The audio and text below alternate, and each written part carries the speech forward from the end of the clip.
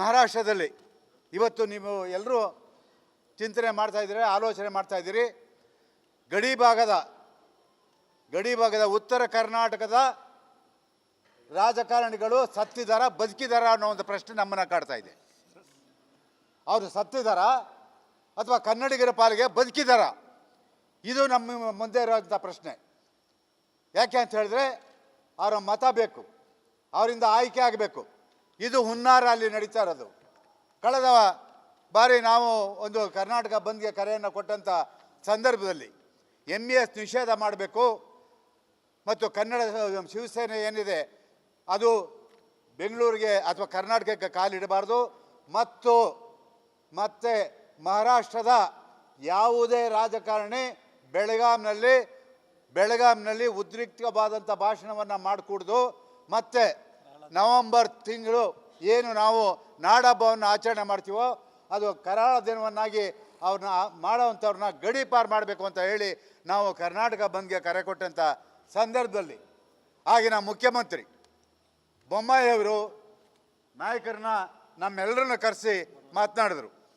ನೀವು ಬಂದನ್ನ ವಾಪಸ್ ತಗೊಳ್ಳಿ, ನಾಳೆ ಬೆಳಿಗ್ಗೆ MESನ ನಿಷೇಧ ಮಾಡ್ತೀವಿ ಅಂತ ಹೇಳಿ ನಾವು ಆದೇಶವನ್ನು ಹೊರಡಿಸ್ತೀವಿ, ಭರವಸೆಯನ್ನು ಕೊಡ್ತೀವಿ ಅಂತ ಹೇಳಿದಾಗ ನಮ್ಮ ನಾಯಕರು ಎಲ್ರಿಗೂ ಮನವೊಲಿಸಿ ಅವ್ರ ಮಾತು ಮೇಲೆ ನಂಬಿಕೆ ಇಡೋಣ, ಅವ್ರ ಮಾತನ್ನು ಗೌರವಿಸೋಣ ಅಂತ ಹೇಳಿ ಅವತ್ತು ಆ ಬಂದನ್ನು ವಾಪಸ್ ತಗೊಂಡು ಮಾರನೇ ಬೆಳಗ್ಗೆ ಯಾವುದೇ ಆದೇಶವನ್ನು ಹೊರಡಿಸಲಿಲ್ಲ, ಬರೀ ಕಣ್ಣೊರೆಸೋ ಅಂಥ ಕೆಲಸವನ್ನು ಬೊಮ್ಮಾಯಿ ಅವರು ಮಾಡಿದ್ರು. ನಾನು ಇವತ್ತು ಅದನ್ನೇ ಕೇಳ್ತಾ ಇದ್ದೀನಿ. ಮಾನ್ಯ ಮುಖ್ಯಮಂತ್ರಿಗಳೇ, ನೀವು ಈ ರಾಜ್ಯದ ಗ್ರಾಮಾಂತರ ಪ್ರದೇಶದಿಂದ ಬಂದಂಥವ್ರು, ಕನ್ನಡದ ಮೇಲೆ ಭಾಳ ಅಭಿಮಾನ ಇರುವಂಥವ್ರು ನೀವು. ಹಾಗಾಗಿ ಇವತ್ತು ನಿಮ್ಮನ್ನು ನಾವು ಕನ್ನಡ ಪರ ಹೋರಾಟಗಾರರು ನಿಮ್ಮಲ್ಲಿ ಮನವಿ ಮಾಡ್ಕೊಳ್ತಾ ಇದ್ದೀವಿ. ಕೂಡಲೇ MES ಏನಿದೆಯೋ ಆ ಸಂಘಟನೆಯನ್ನು ನಿಷೇಧ ಮಾಡಬೇಕು. ಮತ್ತು ಆ ಒಬ್ಬ ಅಧಿಕಾರಿ, ಪೊಲೀಸ್ ಅಧಿಕಾರಿ ಏನು ಮಾಡ್ದ, ನಮ್ಮ ಕಂಡಕ್ಟ್ರು ಅಷ್ಟು ನೋವನ್ನು ಅನುಭವಿಸುವಂಥ ಸಂದರ್ಭದಲ್ಲಿ ಅವ್ರ ಮೇಲೆ ನೀವು ದೌರ್ಜನ್ಯದ ಕೇಸ್ ಹಾಕ್ಕೊಂಡು ಇವತ್ತು ನೀವು ವರ್ಗಾವಣೆ ಆಗಿದ್ದೀರ. ಅವರು ವರ್ಗಾವಣೆ ಆಗಬಾರ್ದು, ಅವರು ಅಮಾನತ್ನಲ್ಲಿ ಅವ್ರನ್ನ ಇಡಬೇಕು ಅಂತ ಹೇಳ್ಬಿಟ್ಟು ಕೇಳ್ಕೊಡ್ತೀನಿ. ಈಗ ಭಾಳ ಚೆನ್ನಾಗಿದೆ, ನಮ್ಮಲ್ಲಿ ಬರುವಂಥ ಅಧಿಕಾರಿಗಳು ಸರ್ಕಾರದ ಗಮನವನ್ನು ಕೊಡೋದಿಲ್ಲ, ಏನೂ ಕೊಡೋದಿಲ್ಲ. ಈಗ ಒಬ್ಬ ಅಧಿಕಾರಿ, ಜಿಲ್ಲಾಧಿಕಾರಿ, ಬೆಳಗಾಂನ ಒಬ್ಬ ಜಿಲ್ಲಾಧಿಕಾರಿ ಒಂದು ಹೇಳಿಕೆಯನ್ನು ಕೊಡ್ತಾನೆ. ಮರಾಠಿಗರಿಗೆ, ಮರಾಠಿ ಭಾಷೆ ಮಾತನಾಡೋಂಥವ್ರಿಗೆ ಅವ್ರ ಭಾಷೆಯಲ್ಲೇ ಎಲ್ಲ ಮಾಹಿತಿಯನ್ನು ನಾನು ಕೊಡ್ತೀನಿ ಅಂತ ಹೇಳ್ತಾನೆ. ಇವನು ಯಾವ ರಾಜ್ಯದ ಹಣವನ್ನು ಇವನು ತಿಂತಾ ಇದ್ದಾನೆ, ಯಾವ ರಾಜ್ಯದಲ್ಲಿ ಬದುಕ್ತಾ ಇದ್ದಾನೆ, ಈ ದುರಹಂಕಾರ ಸರ್ಕಾರಕ್ಕೆ ಅರ್ಥ ಆಗಿಲ್ವಾ? ಕೂಡಲೇ ಅವನ್ನ ಸಸ್ಪೆಂಡ್ ಮಾಡಬೇಕಾಯ್ತು. ಕನ್ನಡ ಅಭಿವೃದ್ಧಿ ಪ್ರಾಧಿಕಾರ ಏನು ಮಾಡ್ತಾ ಇದೆ ನಾನು ಕೇಳ್ತೀನಿ. ಇವತ್ತು ಅಭಿವೃದ್ಧಿ ಪ್ರಾಧಿಕಾರದ ಅಧ್ಯಕ್ಷರನ್ನ ಕೇಳ್ತಾ ಇದ್ದೀನಿ, ಈ ಹೇಳಿಕೆಯನ್ನು ತಾವ್ಯಾರೂ ಕೂಡ ಇಲ್ಲಿವರೆಗೆ ಖಂಡಿಸಿಲ್ಲ. ಹಾಗಾದರೆ ಅಭಿವೃದ್ಧಿ ಪ್ರಾಧಿಕಾರ ಯಾಕೆ ಬೇಕು? MES ಪರವಾಗಿ, MES ವಿರುದ್ಧವಾಗಿ ನಡೆದಂಥ ಘಟನೆ ಬಗ್ಗೆ ನೀವು ಸರ್ಕಾರದ ಗಮನವನ್ನು ಹರಿಸಿದ್ದೀರಾ? ಯಾಕೆ ಅಭಿವೃದ್ಧಿ ಪ್ರಾಧಿಕಾರ ಮಾಡಿರೋದು? ಈ ಭಾಷೆಯನ್ನು, ಇಲ್ಲಿಯ ಕನ್ನಡಿಗರನ್ನ, ಇಲ್ಲಿಯ ನಮ್ಮ ಕಾರ್ಮಿಕರನ್ನ ನೀವು ಕಾಯಬೇಕು, ರಕ್ಷಣೆ ಮಾಡಬೇಕು ಅಂತ ಹೇಳಿ ಪ್ರಾಧಿಕಾರವನ್ನು ಮಾಡಿರೋದು. ಅದನ್ನು ಅರ್ಥ ಮಾಡಿಕೊಂಡು ಇವತ್ತು ನೀವು ನಮ್ಮ ಜೊತೆ ಬೀಳಿಗಿಳಿಬೇಕು. ಅಧಿಕಾರ ಮುಖ್ಯ ಅಲ್ಲ, ನಿಮ್ಮ ಮೇಲೆ ಗೌರವ ಇದೆ, ಪ್ರೀತಿ ಇದೆ. ಆದರೆ ಇಂತಹ ಸಂದರ್ಭದಲ್ಲಿ ನೀವು ಕೈ ಕೊಟ್ಕೊಂಡು ಕೂತ್ಕೊಂಡ್ರೆ ಜನ ಒಪ್ಪೋದಿಲ್ಲ. ಆ ಕಾರಣದಿಂದ ನಾನು ಇಡೀ ಇವತ್ತು ಮಂತ್ರಿಮಂಡಲವನ್ನು ಕೇಳ್ಕೊಳ್ತೀನಿ. ಪರಮೇಶ್ವರ್ ಅವ್ರನ್ನ ನಾನು ಕೇಳ್ತೀನಿ, ನಮ್ಮ ಗೃಹ ಮಂತ್ರಿಗಳು ಪರಮೇಶ್ವರು ಅವರು ಗಟ್ಟಿಯಾದಂಥ ನಿರ್ಧಾರವನ್ನು ತಗೋಬೇಕಾಗಿತ್ತು. ಯಾಕೆ ಅಂತ ಹೇಳಿದ್ರೆ ಕರ್ನಾಟಕದಲ್ಲಿ ಇಂತಹ ಪುಂಡ್ರನ್ನ ಬೆಳೆಯಕ್ಕೆ ಬಿಟ್ಟರೆ ಅಲ್ಲಿಯ ಗಡಿ ಭಾಗದ ಕನ್ನಡಿಗರ ಗತಿ ಏನಾಗಬೇಕು? ಇವತ್ತು ಅಲ್ಲಿ ಬದುಕ್ತಾ ಇರೋ ಜನ ನಮ್ಮನ್ನು ನಂಬಿ ಆ ಜನ ಬದುಕ್ತಾ ಇದ್ದಾರೆ. ಅವರಿಗೆ ನಾವು ಅವರ ಬೆನ್ನಿಗೆ ನಿಲ್ಲಬೇಕಾಗಿರೋದು ನಮ್ಮ ಎಲ್ಲ ಕನ್ನಡಿಗರ ಕರ್ತವ್ಯ ಮತ್ತು ಸರ್ಕಾರದ ಕರ್ತವ್ಯ. ನೀವು ಯಾಕೆ ಗಡಿ ಅಭಿವೃದ್ಧಿ ಪ್ರಾಧಿಕಾರ ಯಾಕೆ ಮಾಡ್ತೀರಾ? ಅಭಿವೃದ್ಧಿ ಪ್ರಾಧಿಕಾರದ ಮೇಲೆ ಮಾಡಿದ ಮೇಲೆ ಅದಕ್ಕೆ ಏನು ಹೊಣೆ ಕೊಟ್ಟಿದ್ದೀರಾ? ಅವ್ರಿಗೆ ಯಾವ್ಯಾವ ರೀತಿ ಸಲಹೆಗಳನ್ನು ಕೊಟ್ಟಿದ್ದಾರೆ? ಅವ್ರೇನು ಕ್ರಮ ತಗೊಂಡ್ರು ಹೇಳಿ? ಗಡಿ ಅಭಿವೃದ್ಧಿ ಪ್ರಾಧಿಕಾರ ಇಲ್ಲಿವರೆಗೆ ಏನು ಕ್ರಮ ತಗೊಂಡಿದ್ದಾರೆ? ಇದೆಲ್ಲವನ್ನ ಇಟ್ಕೊಂಡು ಇವತ್ತು ನಾವು ಕನ್ನಡ ಪರ ಹೋರಾಟಗಾರರು ನಾವು ಸಾಯಬೇಕಾಗಿದೆ ಈ ಹೋರಾಟ ಈ ಮಧ್ಯದಲ್ಲಿ. ಆಗಲಿ ನಾವು ಅವತ್ತಿಂದ 40 ವರ್ಷದಿಂದ ಹೋರಾಟ ಮಾಡ್ಕೊಂಡು ಬಂದಿದ್ದೀವಿ. ನಮ್ಮ ನಾಯಕರು 60, 70ರಿಂದ ಹೋರಾಟ ಮಾಡ್ಕೊಂಡು ಬಂದಿದ್ದಾರೆ. ಅವ್ರ ಜೀವನ ಪರ್ಯಂತ ನಾವು ಅದರಲ್ಲೇ ಮುಂದುವರಿತೀವಿ. ಏನೇ ಆಗಲಿ ಇವತ್ತು ನಿಮ್ಮನ್ನು ಕೇಳಿದೇನೆ ಯಾವುದೇ ನಿರ್ಧಾರ ತಗೋಬಾರ್ದು ಅಂತ ಹೇಳ್ಬಿಟ್ಟು ಇವತ್ತು ನಿಮ್ಮನ್ನು ನಾವು ಕರೆದಿದ್ವಿ. ನಾನು ಪ್ರಾಧಿಕಾರವನ್ನು ಮತ್ತೆ ಇಲ್ಲಿ ಒತ್ತಾಯ ಮಾಡ್ತಾ ಇದ್ದೀನಿ. ಗಡಿ ಭಾಗದಲ್ಲಿ ಪ್ರತ್ಯೇಕವಾಗಿ ಒಂದು ಕಚೇರಿ ಮಾಡಿ ಅಲ್ಲಿ ಮರಾಠಿ ಗೂಂಡಾಗಳಿಗೆ ಕನ್ನಡವನ್ನು ಕಲಿಸುವಂಥ ಕೆಲಸ ಮಾಡಬೇಕಾಗಿದೆ. ಇವತ್ತು ನಮ್ಮ ಕನ್ನಡಿಗರು ಅಲ್ಲಿ ಒಂದಾಗಿದ್ದಾರೆ, ರಾಜಕಾರಣಿಗಳು ಒಂದಾಗಿಲ್ಲ, ಕನ್ನಡಿಗರು ಒಂದಾಗಿದ್ದಾರೆ. ಆ ಭಾಗದಲ್ಲಿ 4 ಜನ ಅಥವಾ 3 ಜನ MES ನಾಯಕರು ಆರಿಸಿ ಬರ್ತಾಯಿದ್ರು. ಆದರೆ ಇವತ್ತು ಪರಿಸ್ಥಿತಿ ಬದಲಾಗಿದೆ. ಅಲ್ಲಿಯ ಕನ್ನಡಿಗರು ನಮ್ಮೆಲ್ಲ ಹೋರಾಟಗಳನ್ನು ತಿಳ್ಕೊಂಡು ಇವತ್ತು ಮರಾಠಿಯ ಯಾವುದೇ ಒಬ್ಬ ಶಾಸಕನನ್ನು ಆ ಭಾಗದಿಂದ ಗೆಲ್ಲಿಸಿಲ್ಲ. ಅದು ಅವ್ರಿಗೆ ಹೊಟ್ಟೆವರಿ ಇದೆ, ಅದು ಅವ್ರಿಗೆ ಹೊಟ್ಟೆವರಿ ಇದೆ.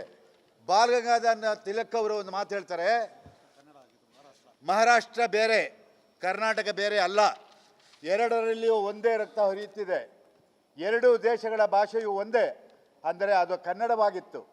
ಭಾಷೆಯ ವಿಷಯದಲ್ಲಿ ಮಹಾರಾಷ್ಟ್ರವು ಕೂಲಗೆಟ್ಟು ಮರಾಠಿಯಾಗುತ್ತಿದೆ. ಇದು ನಾನು ಹೇಳಿಲ್ಲ, ಬಾಲಗಂಗಾಧರನಾಥ್ ತಿಲಕ್ ಅವರು ನಮಗೆ ಇದನ್ನು ಬೋಧನೆ ಮಾಡಿದ್ದಾರೆ. ಹಾಗಾಗಿ ನಾವಿವತ್ತು ಮಹಾಜನ್ ವರದಿ, ನಾವ್ಯಾರು ಕೂಡ ಮಹಾಜನ್ ವರದಿಯನ್ನು ಅವತ್ತು ಒಪ್ಕೊಳ್ಳಿಲ್ಲ. ಯಾಕೆಂತ ಹೇಳಿದ್ರೆ ಅಲ್ಲಿ ಬೇಕಾದಷ್ಟು ನ್ಯೂನತೆಗಳಿದ್ದರು. ಆದರೂ ಕೂಡ ನಾವು ಆ ಮಹಾಜನ್ ವರದಿಯನ್ನು ಒಪ್ಪಿಕೊಂಡು ಬೆಳಗಾಮನ ಕರ್ನಾಟಕಕ್ಕೆ ಸೇರಿಸಿ ಅಂತ ಹೇಳಿದ್ರು ಕೂಡ ಇವತ್ತು ಒಂದಲ್ಲ ಒಂದು ವಿಚಾರಗಳನ್ನ ಇಟ್ಟುಕೊಂಡು ಇವತ್ತು ಮಹಾರಾಷ್ಟ್ರದಲ್ಲಿ MES ಪುಂಡ್ರು ಇವರಿಗೆ ಪ್ರಚೋದನೆ ಕೊಡ್ತಾ ಇರುವಂಥವರು ಮರಾಠಿಯ ಎಲ್ಲ ರಾಜಕೀಯ ವ್ಯಕ್ತಿಗಳು, ಎಲ್ಲ ರಾಜಕೀಯ ವ್ಯಕ್ತಿಗಳು, ಕಾಂಗ್ರೆಸ್ ಆಗಿರ್ಬೋದು, ಬಾಲ್ ಠಾಕ್ರೆ ಒಂದು ಗುಂಪಾಗಿರ್ಬೋದು ಅಥವಾ BJP ಆಗಿರ್ಬೋದು, ಎಲ್ಲವೂ ಕೂಡ ಇವತ್ತು ಅವ್ರ ಪರವಾಗಿ ನಿಂತಿದ್ದಾರೆ. ನಾವು ಅವತ್ತು ಗಡಿ ಭಾಗದಲ್ಲಿ ಕನ್ನಡ ಪರ ಸಂಘಟನೆಗಳು, ನಾವು ಕನ್ನಡ ಒಕ್ಕೂಟ ನಾವೆಲ್ಲ ಹೋಗಿ ಹೋರಾಟವನ್ನು ಮಾಡಿದೋ. ಯಾಕೆ? ಯಾವುದೇ ಕಾರಣದಲ್ಲೂ ಮರಾಠಿ ಅಭಿವೃದ್ಧಿ ಪ್ರಾಧಿಕಾರವನ್ನು ಮಾಡಬಾರ್ದು ಅಂತ ಹೇಳಿ ಒತ್ತಾಯ ತಂದು, ಹೌದಾ ಸರ್? ಗಡಿ ಭಾಗದಲ್ಲಿ ಹೋರಾಟ ಮಾಡಿದವು. ಕೇವಲ ಅವರ ಬದುಕಿಗೆ, ಅವ್ರ ತೀಟೆಗೋಸ್ಕರ ಇವತ್ತು ಇದೇ ನಮ್ಮ ಏನು ನಮ್ಮ ಯಡಿಯೂರಪ್ಪನವರ ಮಗ ವಿಜೇಂದ್ರ ಅವರು ಅವತ್ತು ಯಾವುದೋ ಒಂದು ಚುನಾವಣೆ ಬರುತ್ತೆ, ಬಸವ ಕಲ್ಯಾಣದಲ್ಲಿ ಒಂದು ಚುನಾವಣೆ ಬರುತ್ತೆ. ಆ ಚುನಾವಣೆಯ ಓಟ್ಗೋಸ್ಕರ ಇವತ್ತು ಕರ್ನಾಟಕದ ಕನ್ನಡಿಗರ ಹೃದಯಕ್ಕೆ ಬೆಂಕಿ ಇಟ್ಟರು. ಅವ್ರಿಗೆ ಹೋಗಿ ಹೇಳಿದ್ರು, ಹೇಳಿಕೆ ಕೊಟ್ಟರು, ಮರಾಠಿ ಅಭಿವೃದ್ಧಿ ಪ್ರಾಧಿಕಾರವನ್ನು ಮಾಡ್ತೀನಿ ಅಂತಕ್ಕಂಥ ಮಾತನ್ನು ಹೇಳಿ ಮಾಡಿದ್ರು. ನಮ್ಮ ವಿರೋಧದ ನಡುವೆ ಅದನ್ನು ಮಾಡಿದ್ರು. ನಾವು ಇವತ್ತು ಮುಖ್ಯಮಂತ್ರಿಗಳಲ್ಲಿ ಮನವಿ ಮಾಡ್ಕೊಳ್ತೀನಿ, ದಯಮಾಡಿ ಯಾವುದೇ ಕಾರಣದಲ್ಲೂ ಆ ಮರಾಠಿ ಅಭಿವೃದ್ಧಿ ಪ್ರಾಧಿಕಾರವನ್ನು ಕೂಡಲೇ ರದ್ದು ಮಾಡಿ. ನಿಮ್ಗೆ ಒಳ್ಳೆಯ ಹೆಸರು ಬರುತ್ತೆ. ಅಧಿಕಾರ ಮುಖ್ಯ ಅಲ್ಲ. ನೀವು ಅವಾಗಾಗ ನೀವು ಭಾಷಣದಲ್ಲಿ ಹೇಳ್ತಾ ಇದ್ದೀರಿ, ನನ್ನ ಕನ್ನಡಿಗರು ಮುಖ್ಯ, ಕರ್ನಾಟಕ ನನಗೆ ಮುಖ್ಯ, ಈ ಭಾಷೆ ಮುಖ್ಯ ಅಂತ ಹೇಳ್ತಾ ಇದ್ದೀರಿ. ಅದನ್ನು ಜೀವಂತವಾಗಿ ಉಳಿಸ್ಕೋಬೇಕಾಗಿದ್ದರೆ ಇವತ್ತು ನೀವು ದಯಮಾಡಿ ಈ 2 ಕೆಲಸ ಮಾಡಿ ಅಭಿವೃದ್ಧಿ ಪ್ರಾಧಿಕಾರವನ್ನು ರದ್ದು ಮಾಡಿ ಮತ್ತು MESನ ನಿಷೇಧ ಮಾಡಿದ್ರೆ ಖಂಡಿತವಾಗಿ ನಿಮ್ಮನ್ನು ಜನ ಮೆಚ್ಕೋತಾರೆ. ಅದನ್ನು ನಾನು ಅತ್ಯಂತ ಕಳಕಳಿಯಿಂದ ಮನವಿ ಮಾಡ್ಕೊಳ್ತಾ ಇದ್ದೀನಿ. ದಯಮಾಡಿ ಇವತ್ತು ಎಲ್ಲ ಕನ್ನಡ ಪರ ಸಂಘಟನೆಗಳು ನೀವು ಬಂದಿದ್ದೀರ, ಎಲ್ರಿಗೂ ಮಾತಾಡೋದಕ್ಕೆ ಅವಕಾಶ ಇರಲ್ಲ. ಆಗ್ಬೋದು, ಅಷ್ಟು ನಾಯಕರುಗಳು ಮಾತಾಡ್ಬೋದು, ಯಾರಾದರೂ ಮಹಿಳೆಯರು ಮಾತಾಡ್ಬೋದು. ನಾನು ಮಾತಾಡಿಲ್ಲ, ನಾನು ಕರೆದಿಲ್ಲ ಅಂತ ದಯಮಾಡಿ ಯಾರೂ ಬೇಸರ ಪಟ್ಕೋಬೇಡಿ. ಇದು ನಾವೆಲ್ಲ ಒಗ್ಗಟ್ಟನ್ನು ತೋರಿಸ್ತಾ ಇರೋದು ಕನ್ನಡಿಗರ ಹಿತರಕ್ಷಣೆಗೋಸ್ಕರ. ಇವತ್ತು ನಾವು ನಮ್ಮ ಗೌರವವನ್ನು, ನನ್ನನ್ನು ಅವತ್ತು ಯಾರೋ ಪೊಲೀಸ್ ಇಲಾಖೆ ನನಗೆ ಆದೇಶ ಹೊರಡಿಸುತ್ತೆ, ಯಾವುದೇ ಕನ್ನಡ ಪರ ಹೋರಾಟಗಾರನ ಬೆಳಗಾಂ ಪ್ರವೇಶ ಮಾಡೋಕ್ಕೆ ಬಿಡಲ್ಲ ಅಂತ ಹೇಳ್ಬಿಟ್ಟು ಅವತ್ತು ಅಂತ ದೊಡ್ಡ ಹೋರಾಟ ನಡೆದೋಯ್ತು. ಆದರೂ ಕೂಡ ನಾನು ಬರ್ತೀನಿ ಅಂತ ಪತ್ರಿಕಾ ಹೇಳಿಕೆಯನ್ನು ಕೊಟ್ಟು ಅವತ್ತು ನಾನು ಬೆಳಗಾಂ ಪ್ರವೇಶ ಮಾಡಿದ್ದೆ. ಅದು ಹೆಂಗೆ ಹೋದೆ, ಏನು ಮಾಡಿದೆ, ಅದೆಲ್ಲ ಬೇಡ ಈಗ ಚರ್ಚೆ. ನಾನು ಹೋಗಿ ಅಲ್ಲಿ ಕಿತ್ತೂರು ರಾಣಿ ಚೆನ್ನಮ್ಮ ಸರ್ಕಲ್ನಲ್ಲಿ ಕನ್ನಡದ ಬಾವುಟವನ್ನು ಹಾರಿಸಿ ನಗರಸಭೆಗೆ ನುಗ್ಗಿದ್ದನ್ನು ಅವತ್ತು ಎಲ್ಲ ಜನ ನನ್ನ ಸ್ನೇಹಿತರು ಗೊತ್ತಿದೆ. ಹಾಗಾಗಿ ಇವತ್ತು ನಾವು ಈಗ ಏನು ನಮ್ಮ ನಾಯಕರು ಹೇಳ್ತಾರೆ ಅದರ ಥರ ನೋಡಿ, ಈಗ ದಯಮಾಡಿ ಇಲ್ಲೆಲ್ಲ ಸೇರಿದ್ದಾರೆ. ನಾವು 11ನೇ ತಾರೀಕು, ಏನು ಸರ್, 11ನೇ ತಾರೀಕು ನಾವು ಬೆಳಗಾಂ ಚಲೋ ಹೋಗ್ತಾ ಇದ್ದೀವಿ. 7ನೇ ತಾರೀಕು, ದಯಮಾಡಿ ಕ್ಷಮಿಸ್ಬೇಕು, 7ನೇ ತಾರೀಕು ನೋಡಿ. ಪ್ರತಿಯೊಬ್ಬರು ಇಲ್ಲಿ ನಾವೆಲ್ಲರೂ ಕೂಡ ಹೋರಾಟ ಮಾಡೋರು. ನಾವು ಯಾವುದನ್ನು ಯಾರಿಗೂ ಭರವಸೆಗಳನ್ನು ಕೊಟ್ಟು ನಿಮ್ಗೆ ಇಷ್ಟು ವೆಹಿಕಲ್ ಮಾಡ್ತೀನಿ, ಇಷ್ಟು ಕಾರ್ ಮಾಡ್ತೀನಿ, ಇದು ಮಾಡ್ತೀನಿ, ನಾವು ಯಾವತ್ತೂ ನಾವು ಹೇಳಿದವರಲ್ಲ. ನನ್ನ ಹೋರಾಟದಲ್ಲಿ ನನ್ನ ಹೋರಾಟಕ್ಕೆ ಏನು ಬೇಕು ಅದಕ್ಕೆ ಬಿಟ್ಟರೆ ನಾನು ಯಾವತ್ತೂ ಕೂಡ ಹೋರಾಟಗಾರರಿಗೆ ನಾನು ಯಾವತ್ತೂ ಏನನ್ನೂ ಕೊಟ್ಟಿಲ್ಲ. ಪ್ರೀತಿಯಿಂದ ಬಂದು ಕೈ ಜೋಡಿಸಿದ್ದಾರೆ. ದಯಮಾಡಿ 7ನೇ ತಾರೀಕು ಯಾರ್ಯಾರ ಹತ್ರ ಕಾರ್ಗಳಿದೆಯೋ ಏನಿದೆಯೋ ಅದನ್ನು ಮಾಡಿಕೊಂಡು ನಾವು ನಾಯಕರು ಹೇಳ್ತಾರೆ ಆ ಜಾಗದಿಂದ ಬೆಳಗಾಂ ಚಲೋ ನಾವು ಪ್ರಾರಂಭ ಮಾಡೋಣ. ಅದಕ್ಕೆ ನೀವೆಲ್ಲರ ಸಹಕಾರವನ್ನು ನಾನು ಕೇಳ್ಕೊಳ್ತಾ ಇದ್ದೀನಿ. ಮತ್ತು 3ನೇ ತಾರೀಕು ಅವ್ರು ಹೇಳಬೇಕಾಗಿತ್ತು, ನಾನು ಹೇಳ್ತೀನಿ. 3ನೇ ತಾರೀಕು ಇವತ್ತು ಏನು ಜನ ಬಂದಿದ್ದರೋ ಇದಕ್ಕೆ 10 ಪಟ್ಟು ಜನ ಅವತ್ತು ರಾಜಭವನ ಮುತ್ತಿಗೆ ಹಾಕೋದಕ್ಕೆ ತಾವೆಲ್ಲರೂ ಬರಬೇಕು. ಯಾಕೆ ಅಂತ ಹೇಳಿದ್ರೆ ಕೇಂದ್ರ ಸರ್ಕಾರದ ಒಂದು ಧೋರಣೆಯನ್ನು ಇವತ್ತು ನಾವು ಖಂಡಿಸಬೇಕಾಗಿದೆ. ಒಂದು ಕಡೆ ಹಿಂದಿ ಆಗಿರ್ಬೋದು, ಮತ್ತೊಂದು ಕಡೆ ಮಹದಾಯಿ, ಮತ್ತೊಂದು ಕಡೆ ಮೇಕೆದಾಟು, ಈ ಜ್ವಲಂತ ಸಮಸ್ಯೆಗಳು ಹಿಂದಿ ಭಾಷೆ ನಮ್ಮ ಮೇಲೆ ಹೇಳ್ತಾ ಇದ್ದಾರೆ. ಇದೆಲ್ಲವನ್ನು ಇಟ್ಕೊಂಡು 3ನೇ ತಾರೀಕು ದೊಡ್ಡ ಹೋರಾಟವನ್ನು ಅಲ್ಲಿ ನಾವು ಮಾಡಬೇಕಾಗುತ್ತೆ. ಅದಕ್ಕೆ ದಯಮಾಡಿ ನಾನು ಇವತ್ತು ಏನು ಈ ಮಟ್ಟದಲ್ಲಿ ನೀವೆಲ್ಲರೂ ಬಂದಿದ್ದೀರಾ, ಕೇವಲ 2 ದಿನ ನಮಗೆ ಕಾಲಾವಕಾಶ ಇದ್ದದ್ದು ಅಷ್ಟೇ.